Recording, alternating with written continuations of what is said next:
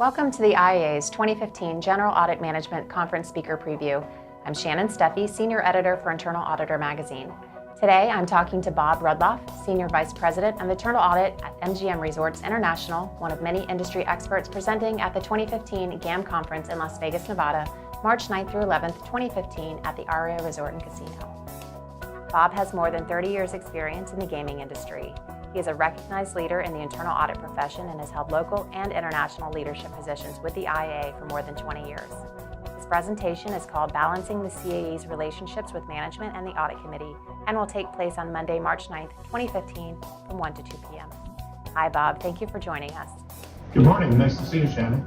Now, as a CAE, how do you balance reporting relationships with management and the Audit Committee with what they really expect from you?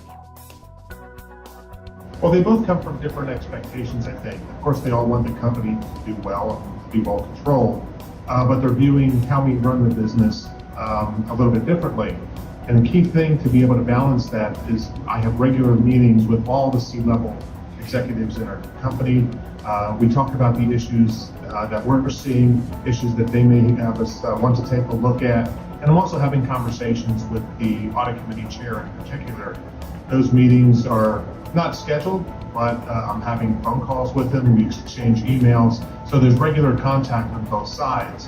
And when I think it's necessary, I alert the other management or the Audit Committee of an issue that we're facing so that they can be prepared to deal with it. So it's open communication all along the way.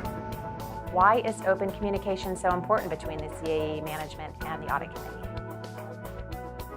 The open communication has to be there because nobody wants surprises. Sometimes surprises come up and I get to be the messenger of something that's less than what management was hoping to have to deal with. And by having the open communication, by having those meetings that I have regularly with all the C-level executives and with some others, I get to keep apprised of what's going on in the business. I can adjust my audit plan and what my audit team is doing kind of on the fly. As we see new things that have to be addressed, we can jump in and start looking at them. Likewise, the Audit Committee wants to know what's going on. They're not trying to micromanage the business by any stretch of the imagination, but they do want to know where the risks are and issues that we're seeing if we have any challenges getting to information. They want to know that because they're willing to step in to make sure that I'm not being blocked in any way and my team can do what they have to do. So it's really the open communication that sometimes prompts my Audit Committee chairman to call the CEO or vice versa. So that three-way piece of communication really helps, and I just don't become the messenger in it. I become a facilitator of the exchange of information for all three of us. And could you provide our viewers with some advice for facilitating open communication? Well, you have to be open, you have to be honest, you have to build up that trust with management that you're not trying to burden them. You have to also build up the trust with your Audit Committee that you're going to be there as an independent set of eyes, that you're going to give objective insight into what's going on in the business. And that keyword insight, I think, is really important. It's really interesting that we always look at the past and what we're trying to do, and we can always comment on what's already happened. But unless we're able to look to the future and see how past problems or how past opportunities could turn into real business opportunities for us, we're not fully helping our organizations. We also have to give that insight to the Audit Committee. They're not here day to day like management is. They look to us to give them an unbiased view of the company, look at what we're doing, be willing to put our necks on the line a little bit by stepping out of our comfort zone.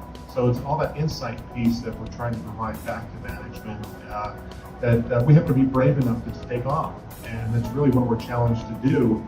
And if you're not willing to step out of your comfort zone like that, it might be a tough career for you being a CAE. Would you mind giving us just a few examples of warning signs of dysfunctional conditions?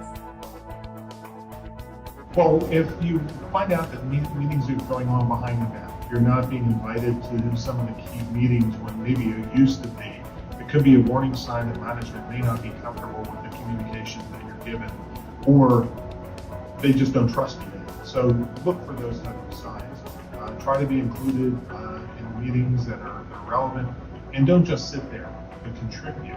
Make sure that management sees you not just as the people in the background looking in over their shoulder, but contributing to the business. Likewise, you have to be objective with the Audit Committee. You want to make sure that they're thinking of you when there's issues that arise in the business to get the internal audit group involved. And if you're not being called by either management or the Audit Committee, that could be signs of dysfunction. And the only way you're going to prepare that is with good, honest, open, unbiased communication with both parties. And what do you feel is the most important takeaway from your GAM presentation? It goes back to the communication, because that's one of the only things that we have. We have great people working for us. We have assessed the risk in the business. We've developed a plan. But unless we can communicate that effectively, there's no way we can do our jobs well.